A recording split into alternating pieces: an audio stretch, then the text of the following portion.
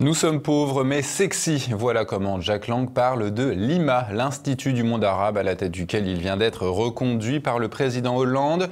Mais derrière les déclarations de l'ancien ministre de la Culture de François Mitterrand se cache une toute autre réalité, celle de l'amitié avec l'Arabie Saoudite.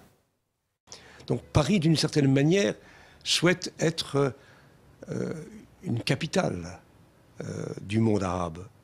Et cette maison est la maison de tous les Arabes, et spécialement de tous les pays comme l'Arabie Saoudite, qui incarnent, peut-être plus que d'autres encore, cette grande tradition de la culture arabe.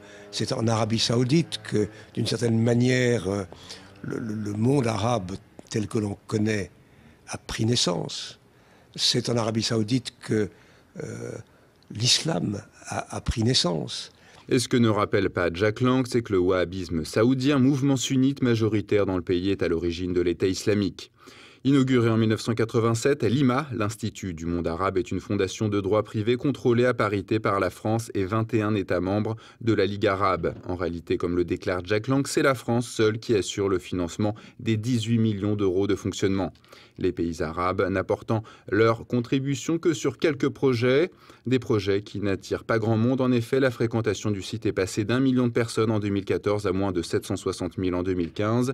Les conférences fleuves que propose l'Institut et qui atteignent parfois près de 3 heures, comme celle de l'islamologue Tariq Ramadan, expliquent peut-être le désintérêt du grand public. Et aujourd'hui, jusqu'au débat que nous avons dans la société occidentale, que ce soit aux États-Unis ou que ce soit en Europe et que ce soit en France, l'idée, en l'occurrence, que la référence musulmane, par essence, est l'expression de l'autre, de celui qui ne nous ressemble pas.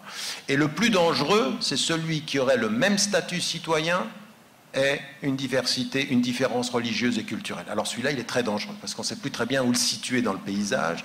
Il a le même statut, les mêmes droits, mais il n'a pas la même référence. Il est l'autre de l'intérieur. Heureusement, l'IMA peut se refaire avec les écoles publiques. En 2009, par exemple, 45 600 enfants et adolescents avaient perdu l'occasion de travailler leur français pour écrire des hiéroglyphes. Vous avez ici une impression générale de la différence de ces écritures. Mais les sorties dites pédagogiques de l'éducation nationale ne suffisent pas. La baisse des recettes a plongé l'IMA dans le rouge.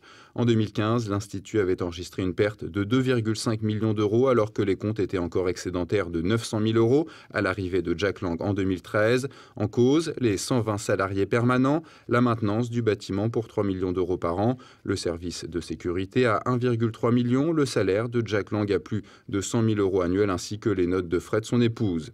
Le train de vie de la présidence est également pointé du doigt. Le restaurateur de l'IMA, qui a porté plainte, réclame 41 000 euros d'impayés pour les repas de Jack Lang et ses amis. Mais les problèmes de l'IMA n'empêchent pas son président d'aller dans les endroits dits branchés de la capitale. Dimanche matin, aux aurores, Jack Lang s'est rendu à la Concrète. Les fêtards éméchés l'ont largement acclamé par des Jack Lang présidents, comme quoi taper dans la caisse reste très populaire.